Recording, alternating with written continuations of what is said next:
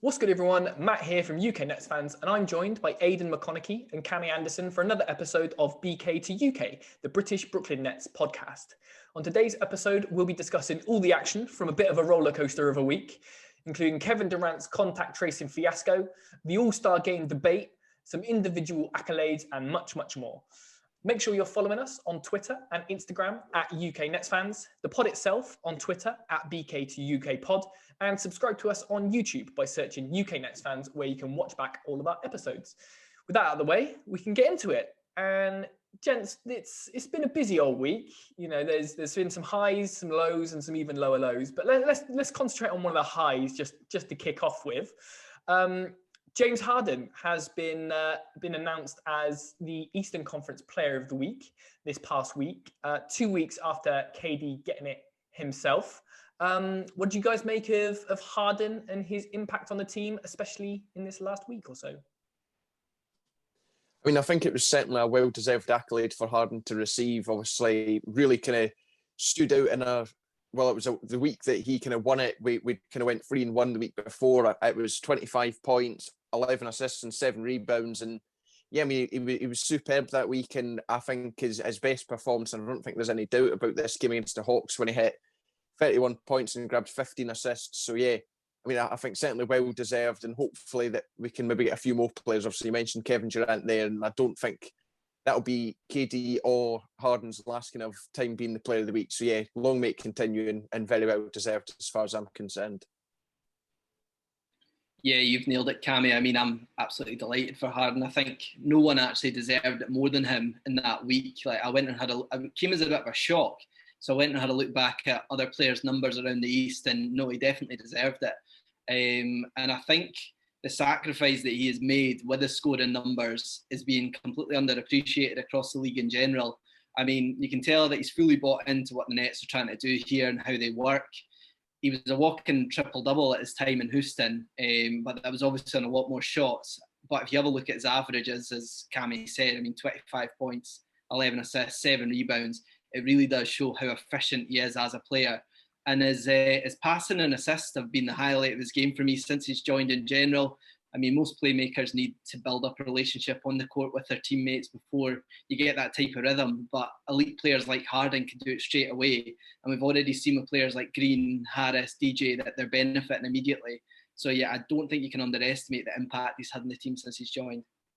Yeah, I think that's a great point. Like with a team that's so in flux as this Nets roster is, and none of them have been playing particularly sort of lots of minutes together, with all the roster moves and the big changes that have happened recently.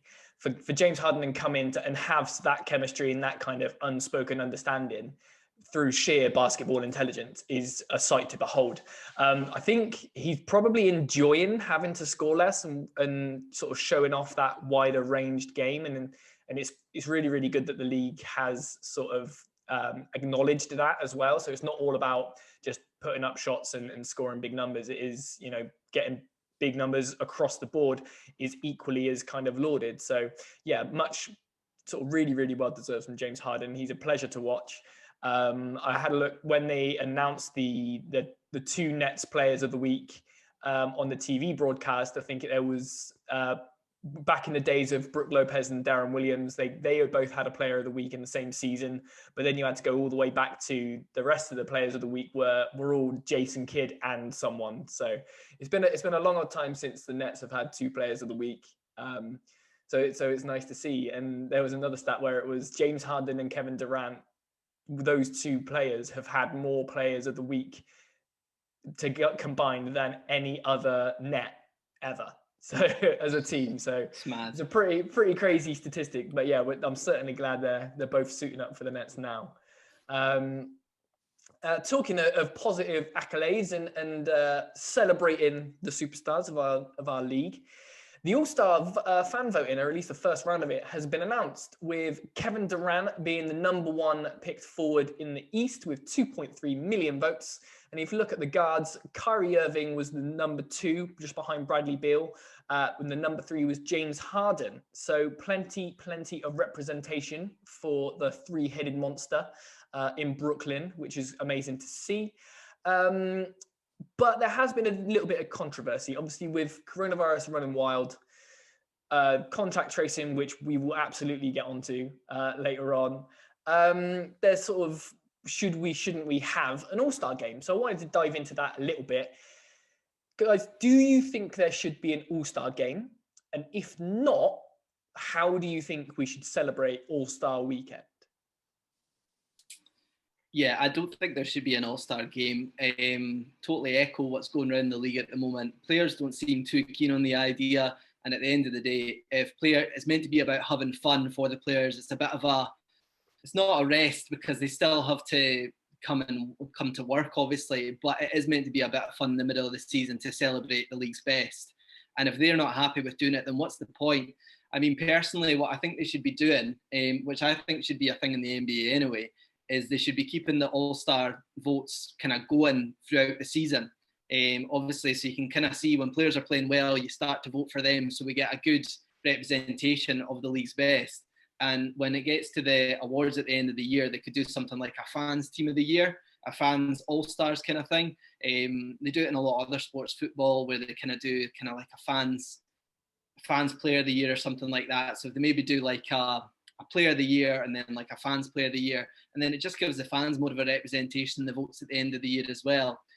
So something like that, I just don't think it makes any sense right now to get all these players from different teams going to the one area. Just with the amount of COVID that is going around the league at the moment, the last thing the league needs at the moment is more disruption, and even just giving players time off to go and mingle with other people is a risk anyway. So yeah, I just don't think they should bother, and they should. And at the same time as well, if you look back in years, for example, D'Angelo Russell, he was an all-star. He's always going to go down as a all-star player that year. I can't even remember if his team won or how many points he got in that game. It's always remembered as, were you an all-star or weren't you an all-star? They don't even tend to go all-star winner. Like in terms of the game, it just always seems to be you were an all-star. So give the players the award of being an all-star, but do you need to really have a game? I don't think so. Yeah, I'm the same. Obviously, the players are already kind of mixing, if you like, obviously playing, but obviously the protocols are kind of making things strict and really monitored. And then I can't imagine the kind of logistical headache that one poor person would have to deal with trying to keep X amount of players apart. And yeah, I think it's far too much hassle. But we've seen the NBA adapt already during COVID times. We've also seen the draft held virtually, and now obviously you can't have the game kind of played virtually, at least with real players. You could always do something with 2K, do a virtual game like that. I want to see the NFL maybe done their Pro Bowl, which is kind of the same as the All-Star game. Kind of they just held that virtually, and obviously, as Aidan says, nobody really cares about the game itself. It's just like the accolades, you get recognised. I couldn't tell you the last score in the All-Star game. Like it is, it's like there's nobody really trying or anything. It's just as a bit of fun. Also, there are kind of other events that we do see at these all-star events, like your 3-point contest, your dunk contest, your skills challenges. And I mean, I think if the NBA really wanted to do it, if the players completely kind of turned away from the idea of an all-star game, I mean, I think doing the kind of challenges, that could still be done virtually, because anyone can go into gym, shoot 3-pointers on video. And like, yeah, I mean, I think if they were really desperate, they could do something like that. And I think that would be a different way of doing it, and it would at least let the NBA do something that I think they quite clearly want to do now, whether that's down to money or I'm not too sure. But yeah, overall, I don't think it should take place. But I think there are ways that we could have an all-star weekend of some sorts. But yeah, we just kind of need to wait and see how that all goes. Absolutely. There doesn't need to be a game, but it's written into some players' contracts that if they get selected as an all-star, then they get a bonus. So I mean, obviously, with the NBA being as concerned as it is about TV money, they still need to put some sort of content out there and broadcast it to satisfy that kind of stuff, so they can get more money to operate with no fans in the stands and all that kind of stuff. I think it would be really cool if there was still either it was just fan voted who the teams were, or if you did bring back, the captains from East and West. So I think it would probably be LeBron and KD as captains as it stands at the moment. And then they pick their teams. And I was thinking, maybe you could do just like an in-studio thing, and it was like Western Conference team, and then you get all the players, so the starters and the bench all stars, and you just go through their highlights from the season so far. You could have Rachel Nichols talking to them about it. What were you thinking during this play? You've been amazing from free, all this kind of stuff, and really just take time to celebrate the kind of dig into highlights and stuff like that. I think that might be nice. And then, like you sort of said with the sort of 3-point contest and stuff, Cammy, you could send out an NBA official, to anyone's practice facility that will be invited to do the 3-point contest, say, and then you can have, it's like back in the day when you had like record breakers and people going for like Guinness World Records, you'd have some bod there with a clipboard to make sure that everything was fine, and then you just go for it, you record it, and then you put it all in and stuff like that. But I don't know if a dunk contest would work like that, because that really, really depends on the crowd, I think. And I think if it's, just people in practice gear like that, I think it doesn't really lend itself to the theatre of that kind of stuff. So I don't know if that would quite work, but, I think the dunk contest is a bit, I don't know if I wouldn't say it's passé. It's still really, really enjoyable, but it's not been without its drama the last couple of years. Shout out to D Wade. But, yeah, I think there's definitely something that can be done, but I don't think any real fans are like, nah, play. So I think there's definitely something to be done. And I don't think anyone would blame the NBA for pulling the All-Star game. But with so many sort of league leading players against it, I don't know how they can go ahead with it. But we shall see. And we'll see what prevails, the dollar or brains. But yeah, as I say, we'll see. But going from the sublime of the All-Star game to the ridiculous, and obviously the main news from this week in Netsland was the will he, won't he play of Kevin Durant in that Raptors game before he was eventually pulled from the game due to contract tracing. And obviously we'll get on to what happened actually on the court during the game a little bit later on, but I thought I'd pull out and just get this out of the way, because it was really frustrating as a Nets fan to see what happened in terms of KD being available and not being available, and coming off the bench and then getting pulled. Just sum up your thoughts about what the hell happened in that Toronto game. I mean, what a load of nonsense.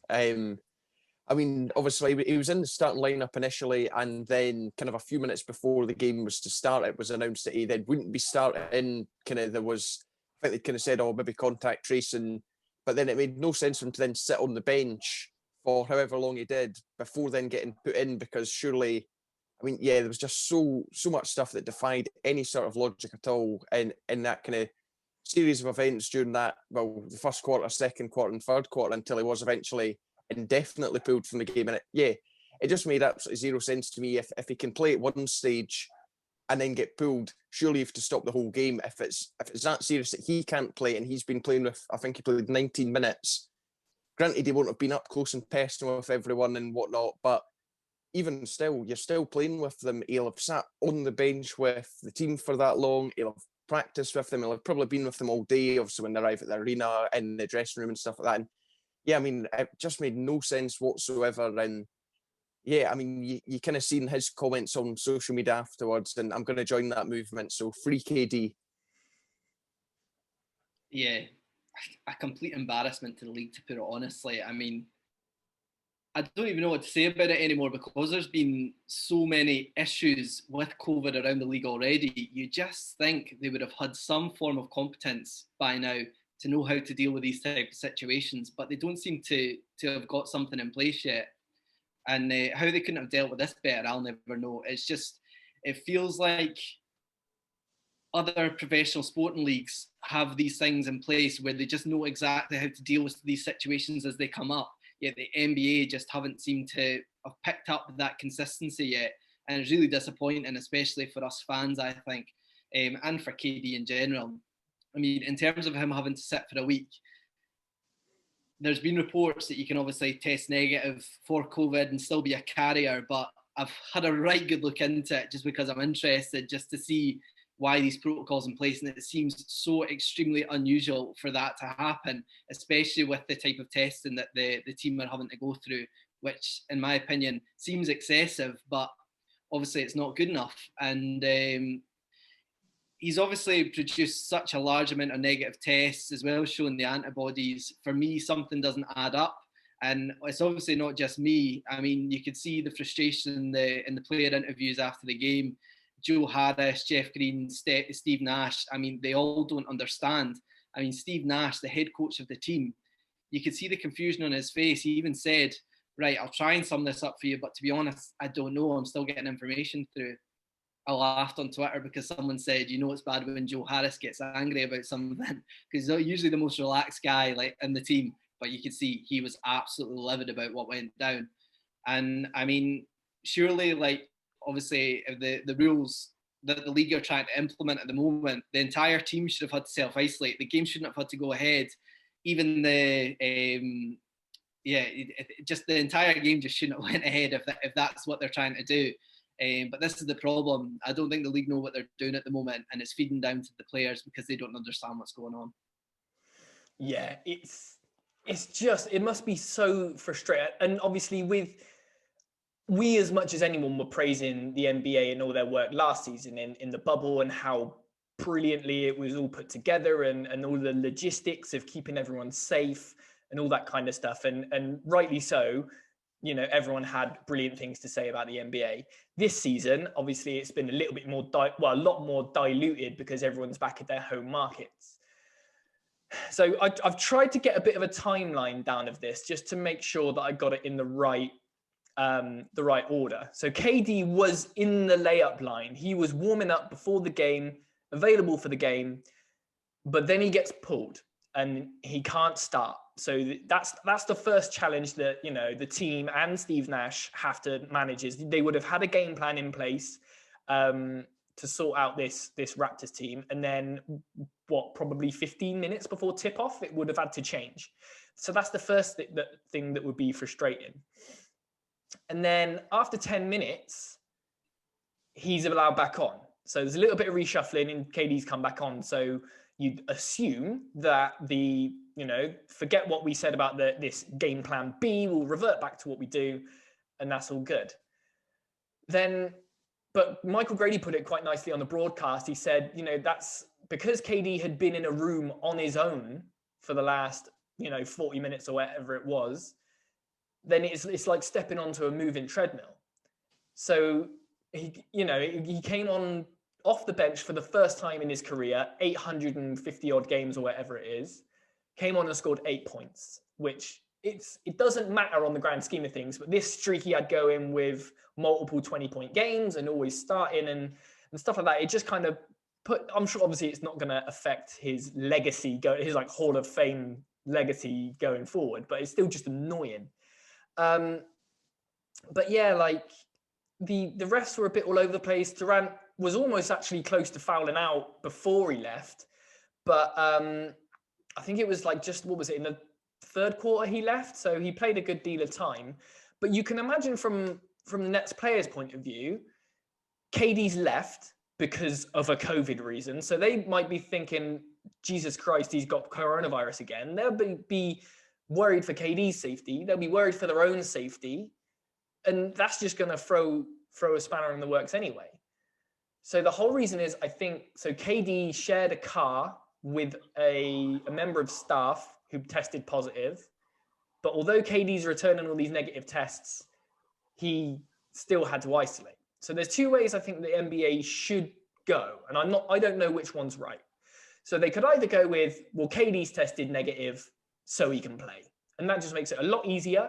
Obviously, the safety obviously does go down if you take that decision. But then if the flip side to that is, okay, he's been in contact with someone that tests positive, so we're shutting him down, surely that then has to mean that anyone that KD's been in contact with also has to shut down, which goes on to what you guys were saying, the game should have been stopped, surely, if that's makes all the difference. And then there's a lot of tinfoil hattery going on that's saying because it was a nationally televised TV game, and Kevin Durant's one of the faces of the league, that's probably why they were trying to toe the line with, well, get KD in if you can and only pull him as a last resort. So there's definitely something weird going on. I mean, best case scenario, it's just the NBA have just made an absolute hash of communicating the rules. Worst case scenario is ESPN or TNT have been on the blower saying, get KD on because we want ratings. And, you know, that really shouldn't affect it. But it's been super weird. And I don't really know how to think about it. But yeah, like you said, Cammy, KD's not been shy about what he said. 3-7. And yeah, he also said something along the lines of, yo, NBA, your fans aren't dumb. Like, they're not going to fall for your BS PR tactics. So yeah, he's definitely not making himself shy about what he thinks about it. But yeah, I guess that I would love to know what everyone else thinks who listens to this. So if you want to get in touch with us and let us know what you think at BK2UK Pod on Twitter or in the comments below on YouTube, that would be absolutely mint, because we said before we came on the pod, we could talk about this for an hour. So we'll move swiftly on because there were actually some games amidst all this madness. Starting off, unfortunately, we got to look all the way back. Obviously, last time we came to you on the pod, we were a couple of hours away from a game that we all thought was going to be a pretty straightforward game against the Wizards. But we ended up, the Nets lost 146 to 149 in the battle of the offenses. No defense being played absolutely whatsoever. And it all came down to a bit of a gaff at the end with an out of bounds play. But gentlemen, we'll probably be brief on this because I don't think anyone wants to think about it. But what did you guys make of the Wizards game? Yeah, it's not going to get much cheerier from here, unfortunately. Only to wait for that after the KD stuff. It just gets worse. But where to start on this one? Definitely the sorest loss of the league.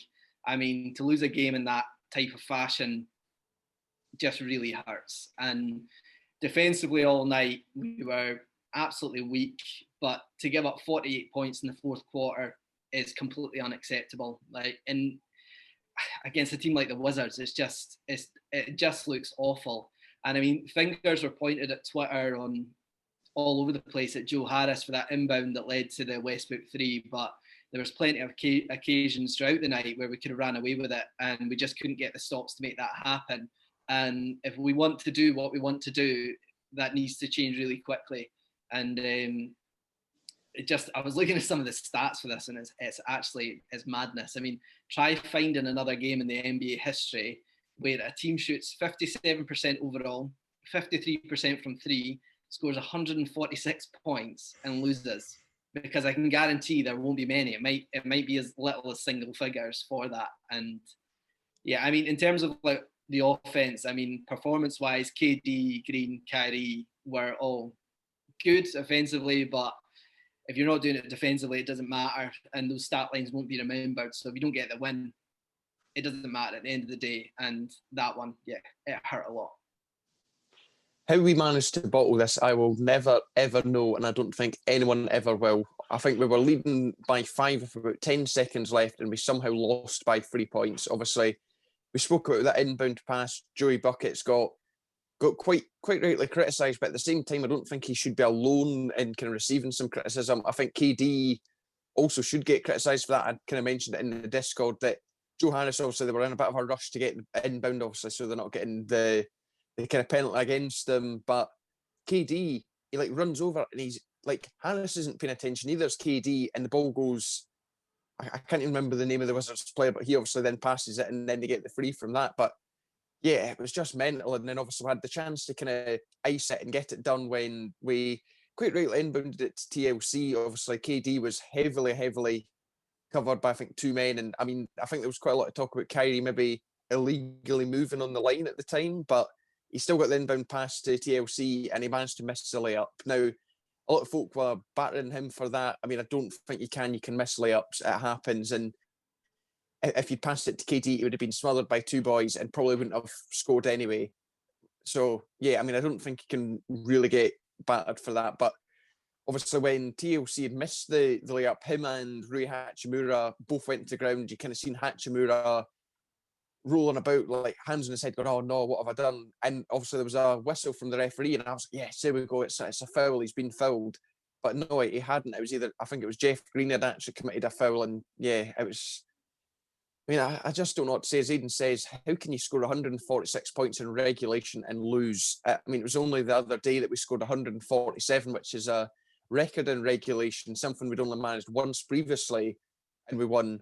Yet we score 1 point less and we somehow lose. And yeah, I mean, to end it on a bit of a positive, Joey Buckett has got a season high of 30 points, but yeah, a one that we certainly need to move on from. And yeah, I hope we don't need to play the Wizards much more in the second half of the season, because at the end of that game, they'd won 4 games, 2 of them were against us, and they were also sitting bottom of the East. And yeah, you can't really make any excuses for that. Yeah, I think it was a bit of a bad day at the office all round. I think as much as it comes down to that final 10 seconds with KD zigging when he should have zagged for that inbounds play, and TLC fluffing up the lay-in, like you said. We shouldn't have been in that situation anyway. Like we shouldn't have been within 5 against this Wizards team. Like I think the scoreline, there was more points for each team in this game than there was, I think it was in like the 2018 All-Star game, when they like actively don't play defense. So it just goes to show like there were holes all over the floor. But like you were saying, like, how do you lose this game?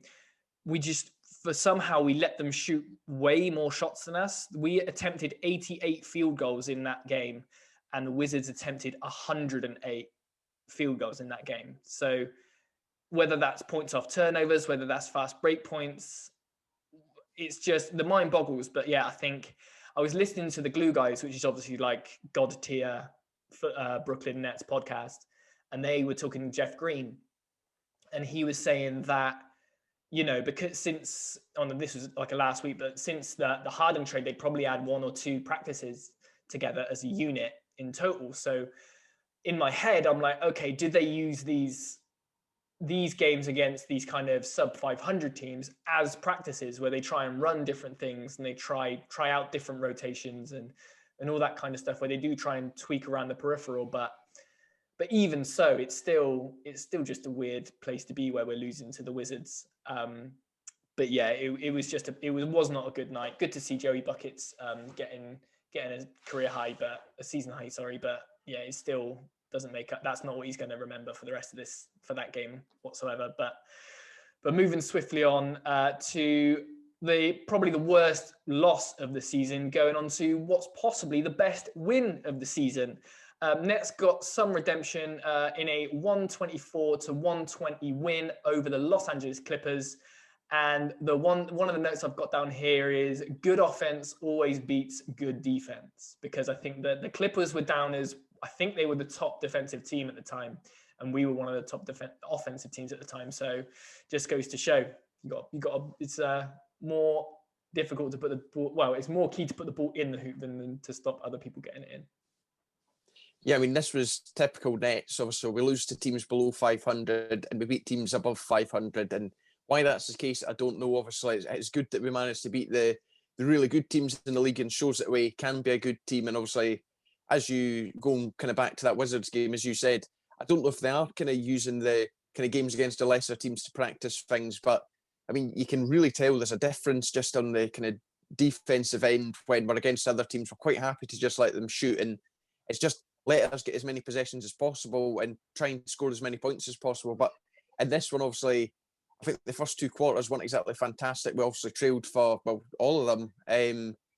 So yeah, we managed to come back in it, and I mean, yeah, I don't really know what I can say. It was a good game, one that I'm glad we won, and I think James Harden deserves a huge amount of praise for that inbound pass, like Patrick Mahomes-esque, like full court kind of sling to Jeff Green, and Jeff Green deserves a lot of credit as well for managing to get that contact. And yeah, I mean, I can't obviously not talk about Kyrie Irving as well. Obviously, he's come back after his kind of personal issues, and what a player he has been. He's been on fire, 39 points in this one, and he was unstoppable. Every time he got the ball, you just kind of felt he's going to score this, and some of the layups were fantastic. Obviously, we know Kyrie's quite an acrobatic guy, but it just seemed like rather than going for the simple, he was just always wanting to do some wee fancy spin with his hands or contort his body in a way. And yeah, it was magnificent. And I'm glad we managed to win. And that was the high point. And unfortunately, the only win we actually managed in the week. So yeah, it's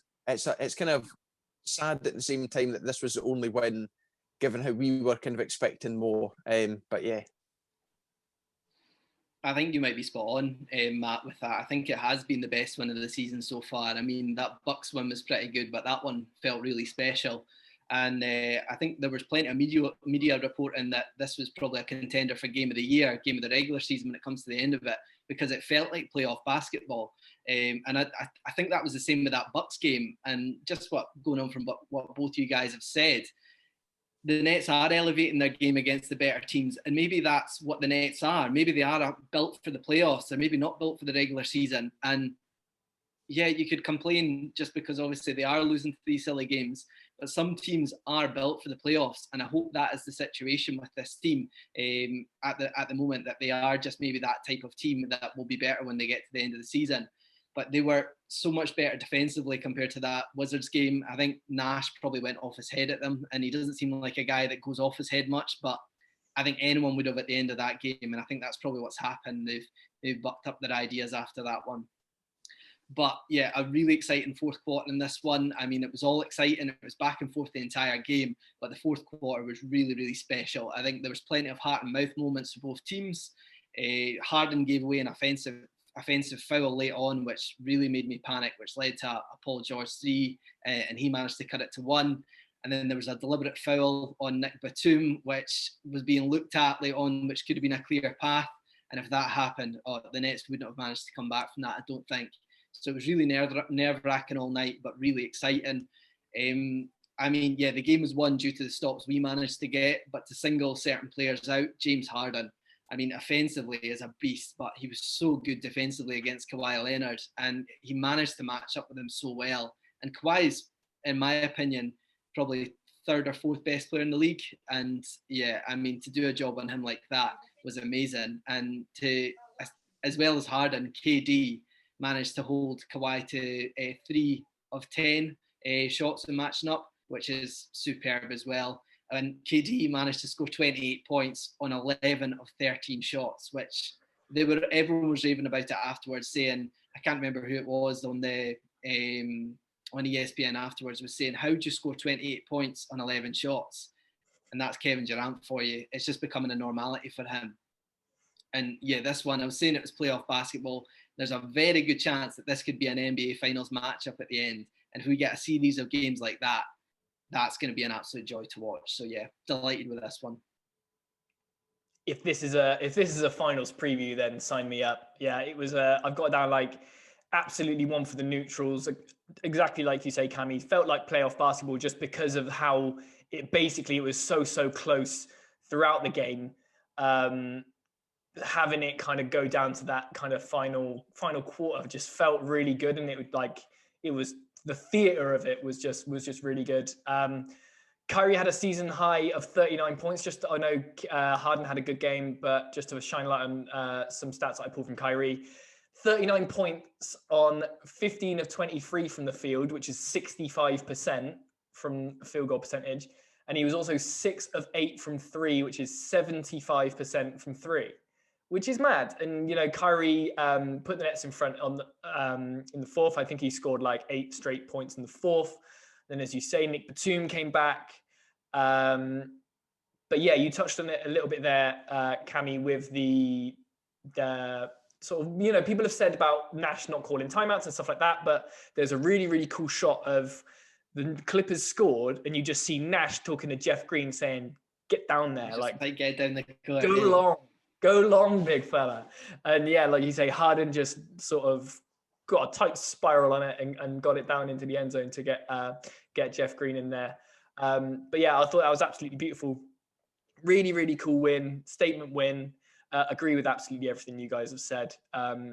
Would be really, really cool. Absolute highlight of the week by an absolute country mile. But then it was back down to earth. So we've talked about the main talking points of this Toronto game. But aside from all the Kevin Durant contact tracing stuff. The Nets lost the game 123 to 117.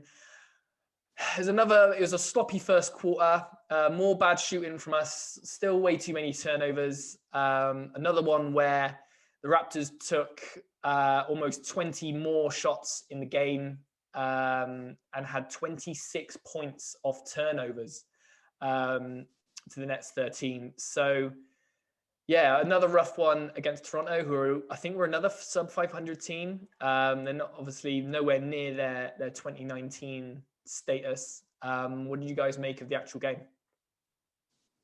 Yeah, it's probably the first loss of the season where I actually wasn't too annoyed about the performance in general. I mean, I felt sorry for the team. I mean, 2 days off before this one, you touched on this earlier, Matt, but they've obviously practiced a couple of times there, and they were obviously preparing for the 2 games that they had coming up at the weekend, running plays and things like that. And to be told half an hour before the game tips off that your best player can't start is enough to throw off any team in any situation. And then obviously to come off the bench, pull it back, take him out again. There's just so much like kind of confusion about plays and things and rotations that I don't blame anyone for this loss, and certainly not Steve Nash, because obviously he had to work out his rotations as he went along. I mean, the game itself was bizarre, almost as bizarre as the Washington game. You could see the look in the eyes of Lowry and Siakam, who both had really good nights, that the Nets were there for the taking just due to the confusion that was going on in the game. And I think the highlight for the Nets was KD live tweeting from the isolation room saying, "Free me," because everyone was talking about that instead of the actual game. But yeah, I don't blame anyone for this result. I mean, the game itself, the Nets could have probably won it just because there was moments where they could have taken over.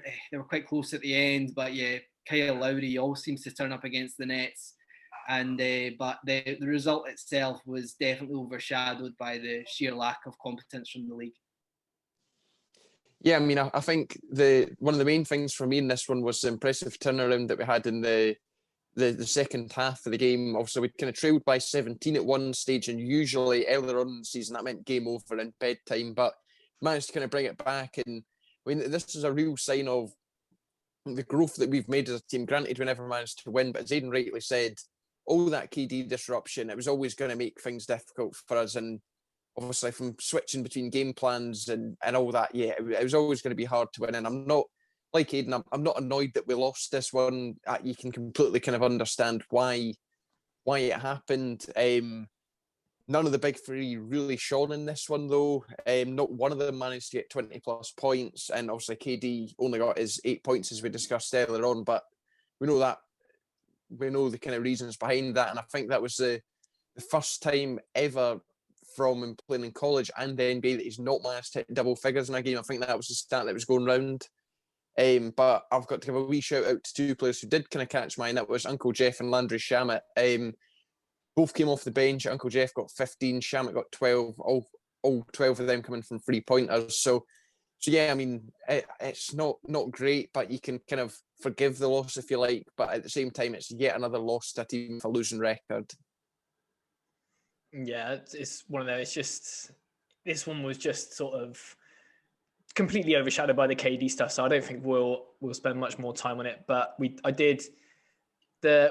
spent a lot of time talking about the streak that Joe Harris lost, but Ryan Rucco on the call said that the streak is 55 home games in a row with Joe Harris making a free. So we can cling on to that one. But yeah, too many points in the paint from a team who I think are towards the bottom of that category as well. And I was surprised not to see Norval Pell play any minutes in this game. I don't think he played any minutes anyway. So, to have I think he was on the bench though, available to play, but obviously they had reasons, I guess. But yeah, having a bit more of an interior defender on that would have been great. But from another frustrating loss to an even more, in my head, an even more frustrating loss, even though it came against the Sixers, who are obviously top of the East. We were blown out 124 to 108. Embiid absolutely had his way with us in that first quarter, especially with 15 points. It just felt like a complete fall apart of everything. At least against Toronto, you kind of had that KD stuff to fall back on, but But from what I saw today, I hope we don't meet the Sixers until the conference finals at least. What do you guys think? Yeah, I mean, this was probably the most annoying loss of the week. Even though we had that kind of Wizards game that we'd already kind of discussed in depth, they kind of obviously only had one of the three of the scary hours kind of trio. Only James Harden available for this one. KD was out for contact tracing reasons, and Kyrie Irving was out for a sore finger. And would it be wrong of me to say I expected a bit more from James Harden in this one? I think when it was kind of announced that he'd be the only one of the big three playing, I was kind of thinking this could be a chance to see us play like Houston kind of Harden kind of style, but it didn't really kind of happen. We just really struggled, and I mean, come about the third quarter, the game was pretty even, but we just kind of seemed to take the foot off the gas, and we just kind of had the kind of lower players in the rotation out, and they pretty much finished the game. And yeah, we weren't really close for the fourth quarter or anything like that. And it was really disappointing. Obviously, Norvell Pell got his kind of debut in this one, and the energy that he brought, I don't know if it's just because DJ looked so lethargic and lazy and just so slow. I mean, I really liked what I'd seen from Pell. Obviously, I think he's got some areas to improve upon. He did kind of seem like a bit of a foul magnet. I think he had 2 or 3 fouls within just a few minutes from coming on, but I think he finished the night with 3 or 4 blocks, and some of the blocks were really good. He doesn't mind jumping right up and getting in the way of folk. And yeah, I mean, I think he can certainly be someone who makes an impact. Obviously, we never really seen much from him on the offensive end of the court, but certainly defensively, it's yet another player that we can have that can help us out with something that we've ultimately struggled with this season. And given the way we've defended against kind of the better teams, I feel like I kind of expected more from us defensively in this one. But yeah, it just massively disappointing. Landry Shamet, though, I'd obviously praised him in the last one, and I think we've all been critical of Landry lately, but a fantastic performance from him, actually. And if you told me he was going to score 22 points in this one, and even a week ago, I would have laughed at you.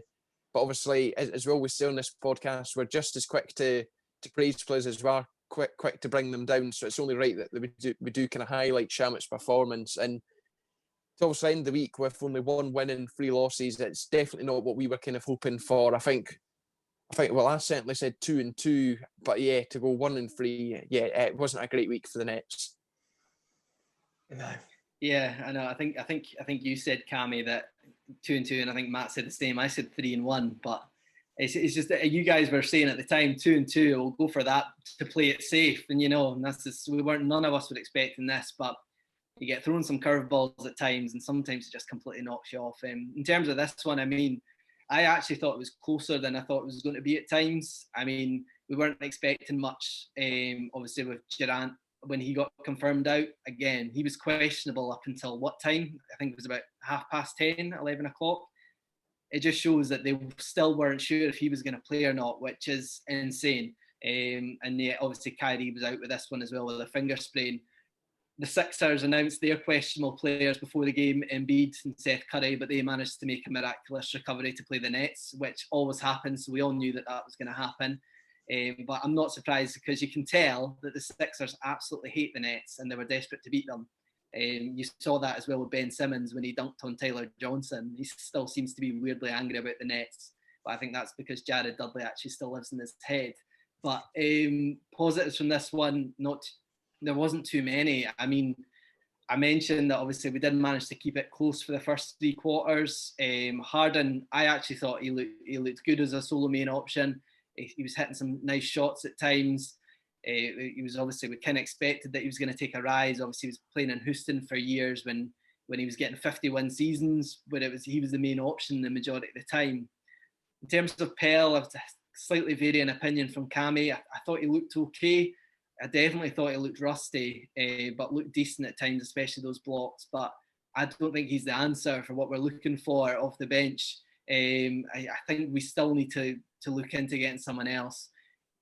He'll obviously improve, but 5 fouls in 10 minutes, I mean, that's really not good at all, and not what we're looking for from that bench unit. The bench, actually, I thought contributed more than I thought they would. There was about 3 minutes of basketball when it was all bench players, and they didn't score at all in that 3 minutes. I was like, here we go. I was like, this isn't looking good at all. This is much worse than I thought it was going to be.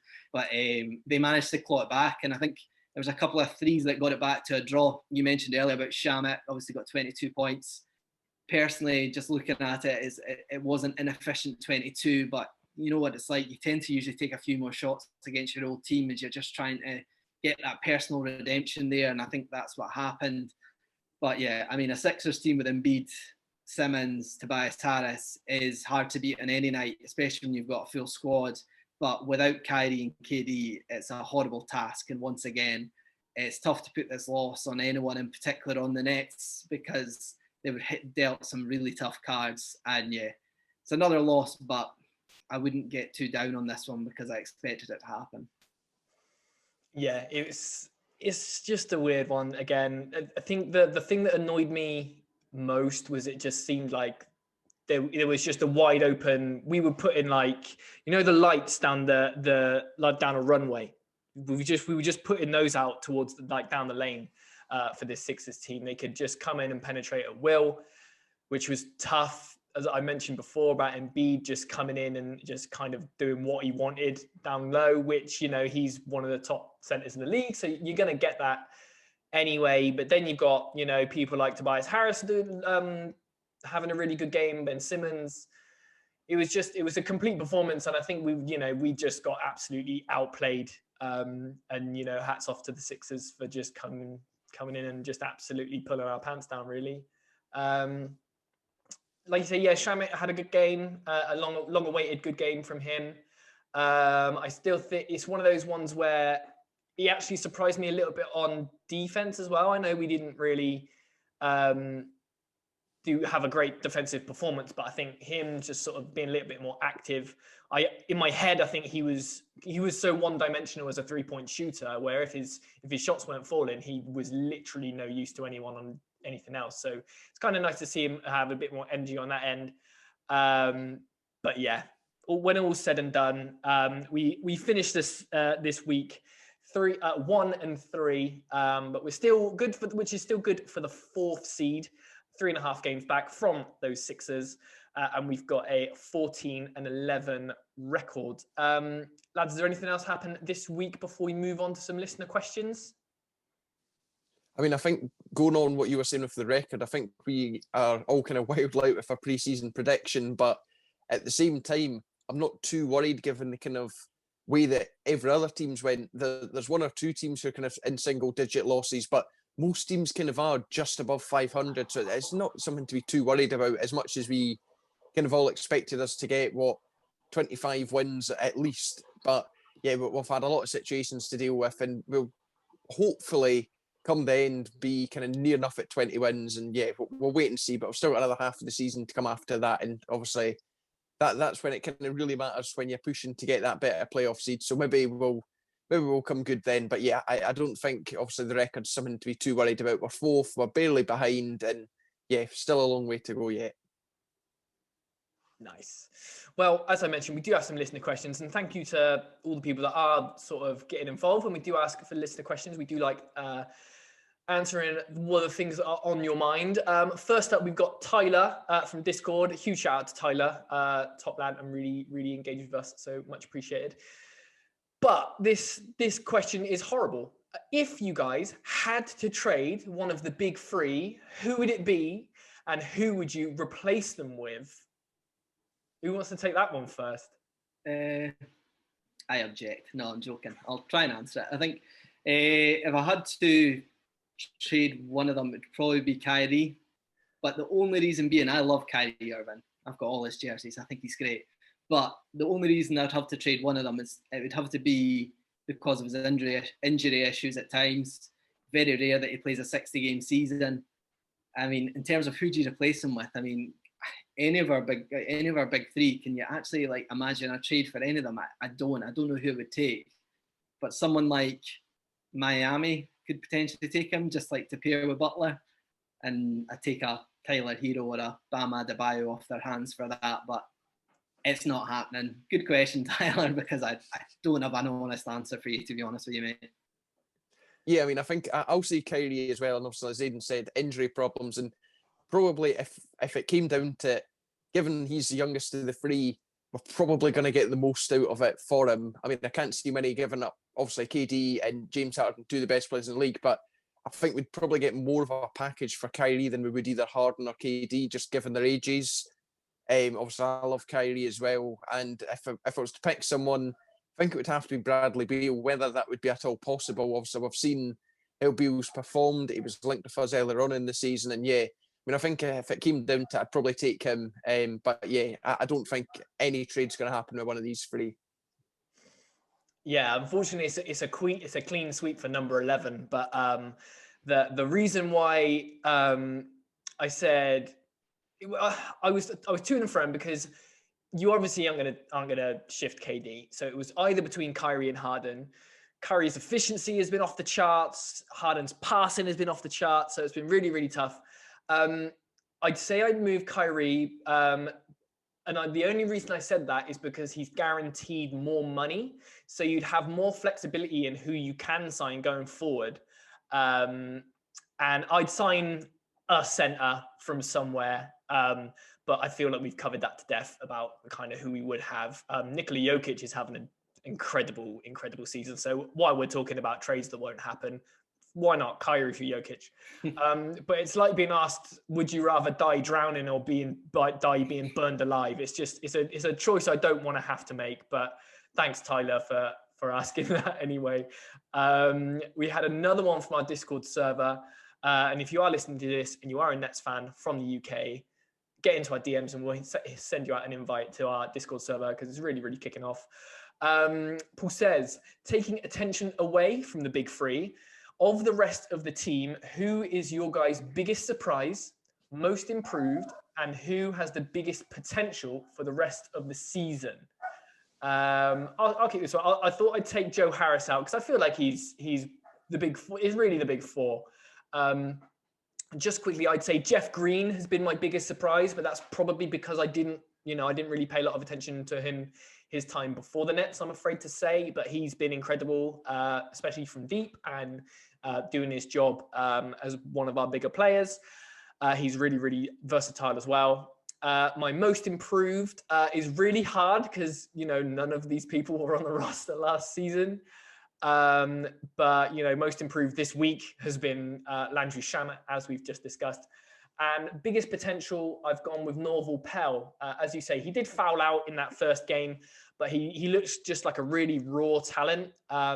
Whether or not Nets are actually in a position this season to sort of develop raw talent into players that we could use, because we kind of need players right now, is a separate talking point. But those are the three I've chosen. What about you? So for the most improved, I mean, as you say, we've not really had many players with the team longer than this season, really. So I'll maybe skip over that one. But in terms of the player who surprised me the most, and this is actually going to be the player who I believe has the most potential, and that's going to be Bruce Brown. Now, when he came in, we were all kind of excited. We'd heard a lot about him, about his defense, and I don't know if we were kind of expecting him to be as good as he has been. Obviously, he's not an all-star or anything like that, far from it, but he's someone who's come in and he's quite happy either if he comes off the bench or if he starts. He's always willing. He just seems to out-hustle everyone every single night, and I think the more he's played, the better he's got. We've seen him score in double figures some nights, but he gets rebounds, he gets blocks, and yeah, obviously you can have a few questions over his running technique, a bit of a strange one, but I mean, yeah, I've been really impressed with him, and I think he's got the potential to get even better as the season goes on. Yeah, it's a good question. I think I had to go with you, Matt, on biggest surprise. Definitely Jeff Green. I mean, I've loved watching him so far. He's in the Damari Carroll category for me in terms of players. I just love that type of player in the team. Great vet, extremely efficient scorer, and plays really hard. And he's fully bought into what the Nets are doing, and I love to see that. Most improved, I actually went for Kyrie Irving for this one. I think he's been on another level this year. I thought that he might have taken a bit of a dip in terms of his numbers and things, just due to the ball being in the hands slightly less, just with KD and Harden coming in. But he's completely excelled in his role when we've seen him. And he's in the 50, 40, 90 club, while averaging his highest scoring numbers yet, with 27.5 points per game, which is incredible. Biggest potential, I've actually went for Nick Claxton on this one. Just obviously he's not stepped on the foot on the court yet, but he's probably going to see a good whack of minutes when he actually comes in, with obviously Allen being traded. And I think he'll probably get ahead of Norvell Pell in that rotation. And from what I've heard, I think he's coming back this week. I think Nash mentioned last week, so that's exciting. And I'm a big fan of Nicholas Claxton. I actually think he's probably one of the biggest steals from that draft, just purely of his raw talent, and obviously to go in the second round. I think he definitely could have been higher. And I think if you put him into that Nets team, it just brings a whole new dimension to the Nets in the second unit. Yeah, wicked. To my absolute shame, I forgot about Nicholas Claxton. Obviously, he's not played for all season, so he somehow escaped my memory. But yeah, that's a wicked shout. Obviously tore up the G League last year as well at times.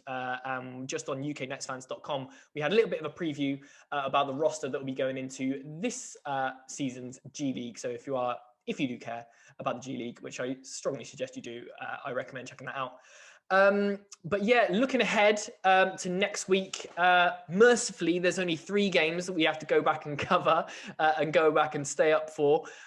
Firstly, against the Pistons on Tuesday in Indiana, in Detroit, sorry. But then the following day, we do welcome the Indiana Pacers to Brooklyn. And then it's a couple of days off until Saturday when we travel to Golden State. As we said, Kevin Durant's going to be out until Friday. So fingers crossed, we'll only miss 2 games of KD. But yeah, gentlemen, how do you see, what are your predictions? I know we're really, really good at predicting the week ahead now, but how do you see those 3 games going for the Nets?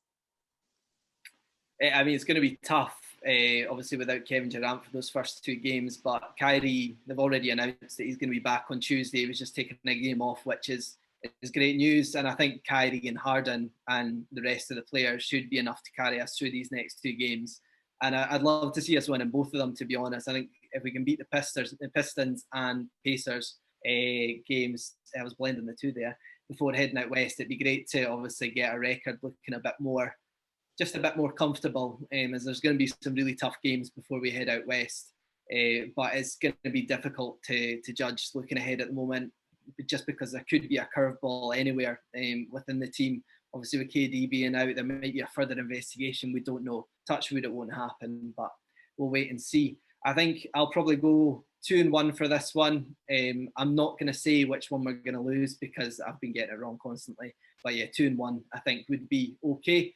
And a winning streak would be really nice. If we can get 3-0, it'd be lovely. And keep that going before that Lakers game next Thursday, which everyone seems to have circled on their calendar for a real test for this team, because obviously that seems to be the 2 top teams that everyone are talking about, the Nets and the Lakers. So I'd love to see us go 3-0 this week to build up a bit of a record before then. But yeah, I'll say 2-1 just because I think I'm going to start knocking a game off every week this time. So, I mean, I think the Pistons, with them being bottom of the East, this should be a game we win, but knowing us, we're going to lose. As regards to the Pacers, I think this could potentially be the most difficult game of the week. Now, that might be a bit surprising considering we've got Golden State, who've obviously got Steph, who dropped close to 60 the other night, and also Draymond Green's back, and he had a game of, I think, 15 or 16 assists. And yeah, they're obviously a really hard team to play, but I think the Pacers will be an interesting one. Obviously, it could have been a reunion with Karras. Unfortunately, that won't be the case for reasons we've already spoken about. But yeah, I'd like to think we could probably get ourselves through this one, and then obviously Golden State on Saturday. I think that'll be a really interesting one. I'm going to side with Aidan here, and I'm going to, despite me kind of saying what I did about the Pistons and saying we probably should beat them, I think we probably will go 2-1, even though I think we should be aiming for a clean sweep. Nice. Yeah, I remember the Pistons have had a couple of scalps this season already. I know they took a game off the Lakers, at least 1 game off the Lakers, maybe even 2. So they're no joke. But I think I'm going to start with, I'm going to start leaning into the meme a little bit. I say we go 3-0. I say we sweep them. The Pistons, we're going to be too much for the Pistons. We're going to be playing with a little bit of a chip on our shoulder, I think. After the week we've just had, I think we're going to be too much for the Pistons. I think we know it's back home Wednesday against the Pacers. And I think we're going to be too much for them. As you say, Cammy, could have been that reunion with Karras, but it's good to see that I think he's up and about. I think he's even been to some practices this week as well, which is good to see.